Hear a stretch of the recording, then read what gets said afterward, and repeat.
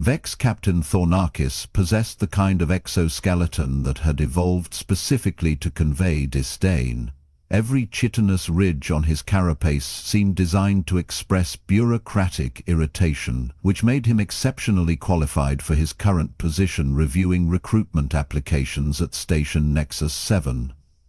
His compound eyes flickered across holographic displays with the practiced efficiency of someone who had seen every possible variation of galactic stupidity. "Another Krelfak berserker," he muttered, mandibles clicking disapproval. "Third one this rotation. They always list unstoppable rage as a qualification." Administrator Quillick's tentacles rippled with what passed for amusement among her species. Her neural crown pulsed soft blue as she processed data streams from 17 different worlds simultaneously. "At least the Kralfeks understand what they're volunteering for. This morning I processed an application from a Melodian crystal singer who listed therapeutic harmonics as combat experience."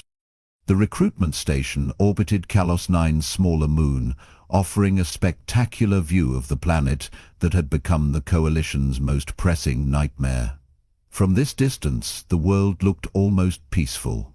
Swirling clouds, blue oceans, continental landmasses that had once supported 40 billion agricultural colonists. The orbital telescopes told a different story, but bureaucrats learned not to look too closely at their telescopes. "Speaking of inappropriate applicants," Thornarchis said, pulling up the next file, "we have a human." Quillick's tentacles froze mid-ripple.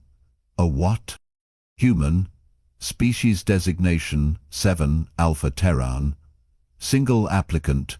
No accompanying military record from their homeworld defense forces." He paused, studying the data. "Actually, no indication they have homeworld defense forces. I thought humans were theoretical." Quillick's neural crown shifted to yellow, indicating deep processing. "Like the eldest ones, or the Voidwalkers. Species that get mentioned in intelligence reports, but never actually show up." Apparently not theoretical enough." Thornarchis rotated his display toward her. "Physical specifications are underwhelming.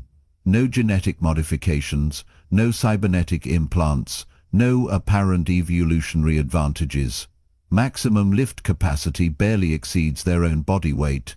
Reaction time slower than a Cronus turtle. Lifespan shorter than my last vacation." Quillick's extruded a secondary tentacle to interface with the file directly. "Natural armor rating of essentially 0. No regenerative capabilities. Single-stage digestive system. Binocular vision only." She paused. "Are we certain this isn't a clerical error?" The application was submitted through proper channels, complete with psychological evaluation, medical screening, and... Thornarchis's mandibles clicked rapidly. "A personal statement that simply reads, 'I volunteer.' That's it. No elaboration about tactical experience or survival training. None listed. Educational background indicates something called liberal arts and customer service experience." Quillick's neural crown pulsed red. Customer service? Apparently involving the management of hostile entities with unreasonable demands. Could be relevant. The two officials stared at the application for several long moments.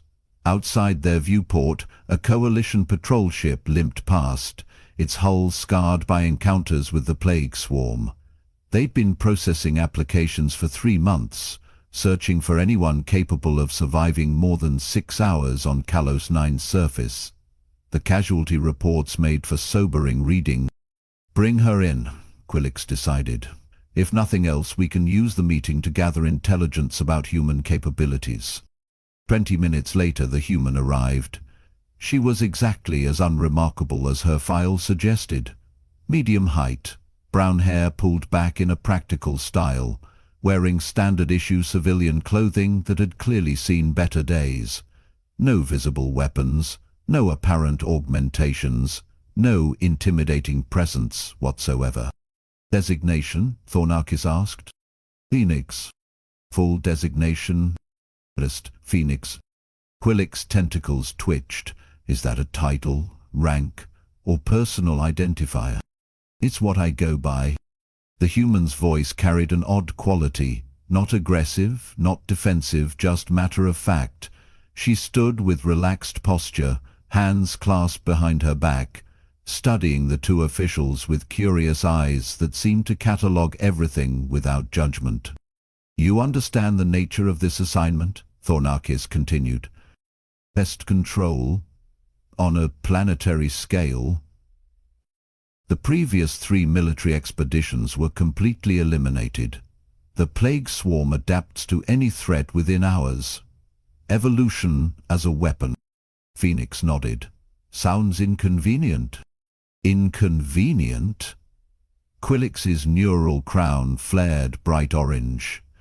It's a death sentence. The survival rate for this mission is statistically 0. Statistics can be misleading. Thornarchis leaned forward, his exoskeleton creaking. What possible experience could your species have with threats of this magnitude?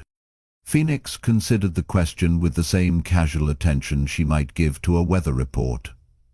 We had dinosaurs once. Big, angry, adaptive. Also mosquitoes, which were honestly worse. Weather that tried to kill us. Diseases that tried to kill us. Other humans who definitely tried to kill us. She shrugged. We got by. Got by? Survived. Adapted. Learned to fight anything with whatever we could find lying around. Phoenix's expression remained unchanged. Turns out that skill transfers well. The two officials exchanged glances. Quillick's neural crown cycled through several colors before settling on confused purple. Your application will be processed, Thornarchis said finally. Report to Training Facility Delta 7 for orientation with the other recruits. Phoenix nodded once and turned to leave. She paused at the door. Quick question. Are these plague swarm things actually intelligent or just really good at following patterns? His intelligence level is disputed, Quillick admitted. Why? Just curious about what I'm working with. After she left, the two officials sat in silence for several minutes. Did we just recruit someone completely insane? Thornarchis asked. Probably, Quillick replied, but at this point, insane might be exactly what we need. Training Facility Delta 7 existed in a state of perpetual controlled chaos, which was exactly what the Coalition Military Planning Division had intended. The complex sprawled across the moon's surface like a metallic spider, its arms reaching toward different specialized training environments. Phoenix walked through the main corridor, observing the carefully orchestrated madness with professional interest. Lost, meat thing? The voice rumbled from somewhere above her head. Phoenix looked up to find herself face to face with what appeared to be a walking geological formation. The creature stood nearly 3 meters tall, its body composed of interlocking crystalline segments that caught and refracted the facility's harsh lighting into prismatic rainbows. Just taking in the scenery, Phoenix replied. You must be Shard Dancer Kethmol. The crystal being's form shifted, fragments grinding against each other in what might have been surprise. You know my designation? I read the roster. Plus, you're the only one here who looks like a living chandelier. A sound like breaking glass emerged from Kethmol's form. Apparently laughter. I appreciate directness. Most species spend considerable time dancing around pleasantries before acknowledging obvious physical differences. Life's too short for that kind of nonsense. Indeed, though for my people life is considerably longer than yours. I have been combat active for 700 rotations. Phoenix nodded appreciatively. That's quite a resume. What's your take on our little expedition? Strategically fascinating.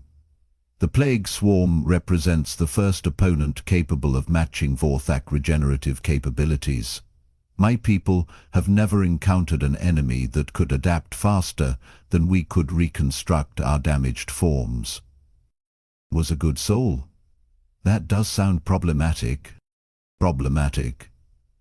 Ketmol's crystalline segments rearranged themselves into a new configuration. Yes, I suppose annihilation could be characterized as problematic. They were interrupted by a rhythmic clicking sound that seemed to come from multiple directions simultaneously. Phoenix turned to see what appeared to be a standard humanoid form approaching, until she realized the figure was actually composed of thousands of individual components, moving in perfect synchronization. Unity Prime Nexler, Kethmol announced, our hive mind representative. The collective entity stopped precisely 2 meters away from Phoenix. When it spoke, the voice seemed to come from everywhere and nowhere at once. The singular consciousness expresses curiosity about the human integration process. Individual Phoenix, how does your species coordinate tactical decisions without shared neural networks? We argue about it until someone makes a decision or circumstances force our hand. This approach appears inefficient. Efficiency is overrated, Phoenix said. Sometimes the messy solution is the one that works. The collective finds this perspective intriguing. Our preliminary analysis suggests human cognitive patterns may prove valuable against opponents who adapt to logical tactical progressions. A new voice cut through their conversation with the smooth confidence of a professional predator. Cognitive patterns won't matter much when those things are eating your face. The speaker emerged from the shadows with fluid grace that suggested violence was always an option. Sleek black scales covered a form that had clearly been designed by evolution for maximum lethality. Extended claws, redundant sensory organs, and muscle density that suggested she could probably punch through the facility's hull plating. Apex Hunter Raltis, Kethmol provided. Genetically perfected for combat effectiveness. Perfected is correct, Raltis agreed without false modesty. 17 generations of selective breeding, genetic modification and combat conditioning. I represent the absolute pinnacle of military evolution. Important, said Hood, producing a prominent Everett-looking gun, fitted with a projectile. Must be nice, Phoenix said mildly. It is, which makes me wonder why the Coalition thought it necessary to recruit someone who appears to have no specialized capabilities whatsoever. Phoenix studied the hunter's perfect form with clinical interest. What's your success rate against adaptive opponents? Adaptive opponents don't exist in sufficient numbers to generate meaningful statistics. Most threats are eliminated before they can adapt to my combat methods. But hypothetically, Reltis' scales rippled with irritation. Hypothetically, adaptation would be irrelevant. Superior genetics always triumph over environmental changes. That's an interesting theory. It's not theory, it's scientific fact. Phoenix nodded thoughtfully. I'm sure it is. The group was joined by 2 more entities, a floating mass of bioluminescent gel that introduced itself as Scholar Warrior Fluxtar, and a heavily armored figure whose mechanical augmentations had replaced approximately 60% of his original biology. The cyborg went by Battlesmith Corvex and spoke in clipped, efficient sentences that suggested his brain had been optimized for tactical processing. Briefing commences in 17 minutes, Corvex announced. Mission parameters will be disclosed. Survival probability calculations will be provided. How accurate are those calculations? Phoenix asked. Historically precise within acceptable margins. Current mission survival rate 0.03%. That's oddly specific. Precision is essential for proper tactical planning. Fluxtar's bioluminescent form pulsed with patterns that corresponded to complex emotional states. The mathematical certainty of death creates fascinating psychological dynamics. How do various species process the knowledge of inevitable termination? Some species don't process it at all, Ralphis said. We simply focus on taking as many enemies with us as possible. The collective processes termination as acceptable data loss, Lexella added. Individual components can be replaced. My people view death as temporary inconvenience, Kethmol contributed. Consciousness can be reconstructed from crystal fragments.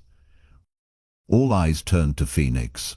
She considered the question with the same casual attention she'd given the bureaucrats. My people have a saying, it's not the size of the dog in the fight, it's the size of the fight in the dog. Makes no mathematical sense, Corvex observed. Mathematics isn't really the point. Then what is the point? Phoenix smiled for the first time since arriving at the facility. You'll find out soon enough. The dropship's hull screamed as it punched through Kalos 9's atmosphere, carrying 6 beings who represented the absolute pinnacle of military evolution, toward a planet that had already proven such distinctions meaningless. Phoenix sat strapped into her acceleration couch, watching her companions make final preparations, with the detached interest of someone observing a particularly elaborate science experiment. Ralphis was performing what she called genetic activation protocols, a series of controlled muscle contractions that would optimize her body chemistry for maximum combat effectiveness. Her scales had shifted to a deeper black, and her claws had extended an additional 2 centimeters. 17 generations of selective breeding had produced a weapon that could theoretically kill anything the universe might produce. Biosignatures indicate massive hostile presence across all terrain sectors, Corvex reported, his cybernetic implants interfacing directly with the ship's sensor array. Estimated enemy count, 47 million individual organisms, increasing by approximately 12,000 per hour. Breeding rate? Kethmol asked. His crystalline form had reconfigured into a more compact, battle-ready state, each segment now razor-sharp and positioned for maximum defensive coverage. Reproduction appears secondary to conversion. The plague swarm assimilates local organic matter and transforms it into additional combat units. Fluxtarb's bioluminescent patterns flickered with complex calculations. Assimilation suggests retention of original genetic information. The enemy may possess accumulated combat experience from every species it has encountered. Irrelevant, Ralphis said without looking up from her preparations. Accumulated experience cannot overcome superior genetic design. Nexla's collective consciousness rippled with what might have been concern. Unity Prime questions this assumption. Previous expeditions included genetically enhanced specimens. Their accumulated experience was also assimilated. Previous expeditions lacked proper genetic optimization. Phoenix spoke up from her corner of the cabin. What happened to the last team? Corvex's optical sensors focused on her with mechanical precision.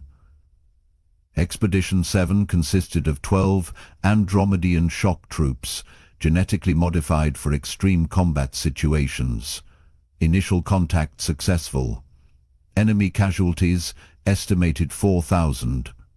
Mission duration 6 hours, 17 minutes. And then? Communication ceased. Orbital surveillance detected plague swarm entities exhibiting Andromedan combat patterns within 18 hours. They learned to fight like the shock troops. Affirmative. Enemy units demonstrated acquired knowledge of Andromedan tactics, weapon preferences, and biological weaknesses. Phoenix nodded thoughtfully. What about Expedition 6? Vortak Crystal Warriors, similar composition to Shard Dancer Kethmol. Mission duration, 4 hours, 11 minutes. Subsequent enemy forces demonstrated crystalline regeneration capabilities. Kettle's form shifted uncomfortably. The swarm acquired our reconstruction abilities? Confirmed. Hybrid entities combining organic adaptability with crystalline durability. Expedition 5. Cybernetic Enhancement Specialists. Mission duration, 2 hours 43 minutes. Getting faster at learning, Phoenix observed. Each expedition provides additional tactical knowledge, Corvex agreed. The enemy's adaptation rate accelerates with each encounter. The dropship shuddered as it entered the final approach phase. Through the viewports, Kalos 9's surface revealed itself in all its corrupted glory. What had once been agricultural plains now writhed with organic structures that defied classification. Towering spires of flesh and metal pierced the sky, connected by networks of pulsing conduits that suggested a planet-wide nervous system. Visual contact with hostile forces, the pilot announced, deploying in 30 seconds. Race. Ralthis rose from her couch with fluid grace, her perfect form radiating lethal confidence. Time to demonstrate what real evolution looks like.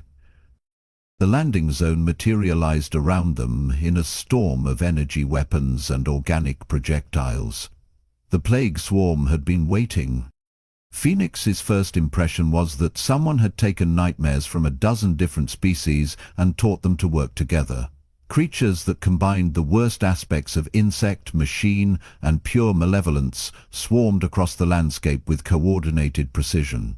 Some moved on legs that had clearly been borrowed from previous victims, while others flew on wings that shifted and adapted even as she watched. "Defensive perimeter," Ralthis commanded, her training asserting itself automatically. The apex predator launched herself into the nearest cluster of enemies with devastating efficiency. Her claws found vital points with surgical precision, her enhanced reflexes allowing her to dodge attacks that would have been impossible for lesser beings to avoid.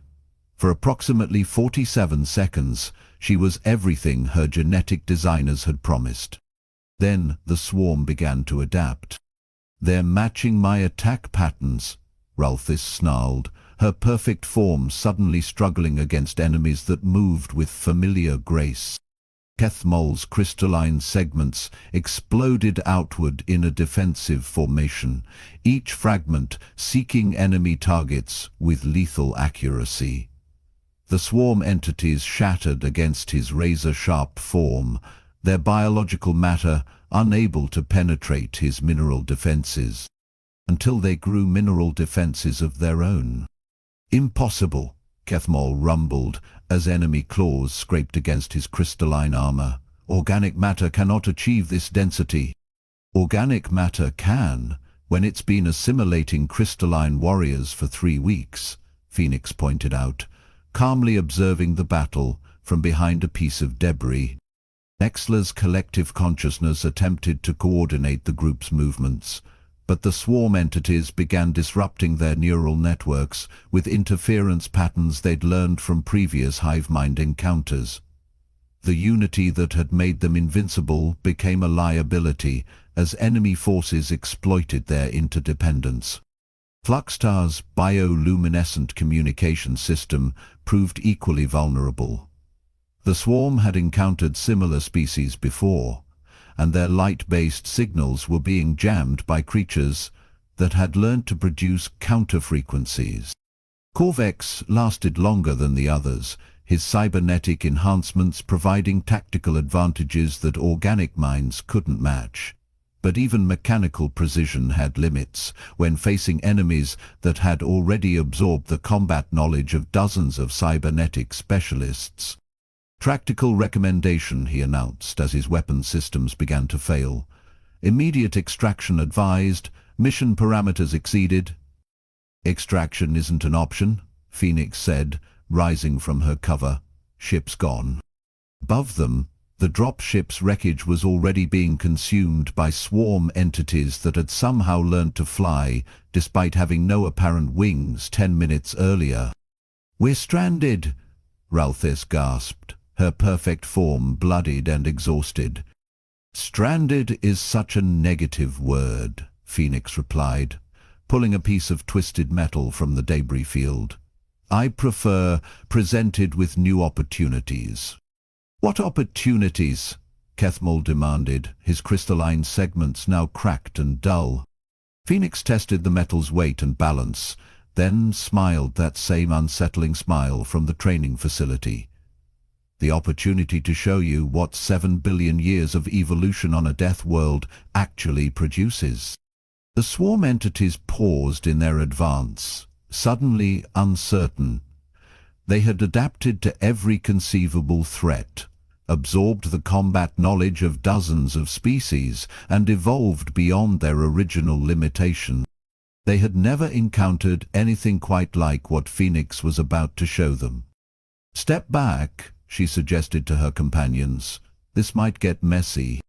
What followed could only be described as educational, though the lesson being taught wasn't one that appeared in any military academy curriculum. Phoenix approached the plague swarm with the casual confidence of someone solving a crossword puzzle, rather than facing certain death, and the results defied every known principle of combat theory. The first thing she did was completely ignore the enemies in front of her. Instead, she kicked a piece of burning debris toward a cluster of biomechanical monstrosities, not to hit them, but to startle a swarm of small flying creatures that had been feeding on the wreckage. The flying things immediately attacked the larger swarm entities, which responded by deploying some sort of acidic spray that dissolved their own allies along with the original targets. "Oops," Phoenix said, watching the enemy forces begin attacking each other. "That looked expensive." Ralthis stared in disbelief. "How did you know they would?" "I didn't, but ecosystem dynamics are pretty universal. Introduce chaos into any stable system and see what breaks first." The swarm entities quickly adapted, developing better target identification to avoid friendly fire incidents. Phoenix responded by using her improvised metal weapon to smash open what appeared to be a communications node, releasing some sort of pheromone cloud that immediately sent half the enemy forces into mating behaviors with the other half. "This is not standard military doctrine," Corvex observed, his tactical processors struggling to categorize what they were witnessing. "Standard doctrine assumes you're fighting rational opponents with predictable goals," Phoenix replied, now using a piece of crystalline debris to reflect sunlight into the optical sensors of flying enemies. "These things are basically biological machines that learn patterns. So, don't give them patterns to learn." She demonstrated by doing something completely irrational, throwing her weapon away and picking up a handful of dirt. The swarm entities immediately adapted to close-quarters combat, extending claws and preparing for hand-to-hand engagement. Phoenix threw the dirt in their faces, temporarily blinding them, then used the momentary confusion to shove several enemies into a pit filled with their own acidic secretions. "The human approach appears improvisational," Nexluck commented. "Improvisation is just another word for thinking faster than your enemy can adapt," Phoenix said, now fashioning some sort of primitive sling from debris and her bootlaces. "The trick is to never do the same thing twice." This was easier said than done when facing an enemy that learned from every encounter, but Phoenix seemed to have an infinite capacity for creative solutions. She used enemy bioelectricity to power damaged equipment. She turned their own adaptive camouflage against them by triggering environmental responses that made them invisible to each other. She even convinced a cluster of swarm entities to reconstruct themselves into a bridge, which she then used to reach higher ground before collapsing it. "How is this possible?" Kethmol asked, as Phoenix somehow turned a group of attacking enemies into a primitive siege engine aimed at their own forces.